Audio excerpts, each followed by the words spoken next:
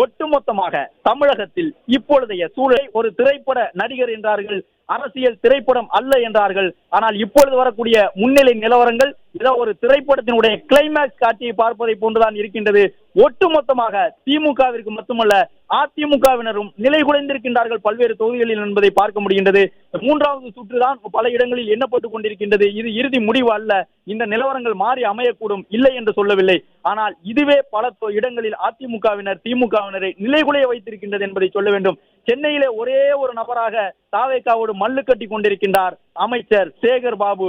அந்த தொகுதியிலும் கூட எப்பொழுது வேண்டுமானாலும் முடிவுகள் மாறி அமையலாம் என்பதாகத்தான் முன்னிலை நிலவரங்கள் இருக்கின்றன. திரைப்படத்தின் கிளைமேக்ஸ் காட்சியை போன்று சென்னைக்குள்ளாக தமிழக வெற்றி கழகம் ஒரு மிகப்பெரிய சேதாரத்தை திமுகவிற்கு ஏற்படுத்தி இருக்கின்றது. சென்னையிலே துறைமுகத்தை தவிர்த்து சேப்பாக்கம், திருவல்லிக்கேணி, கொளத்தூர் உட்பட அனைத்து தொகுதியிலும் தாவேகா முன்னிலை பெற்றுக் கொண்டிருக்கின்றது. ஒரே ஒரு தொகுதியை மிச்ச சொச்சமாக வைத்திருக்கின்றது தாவேகா.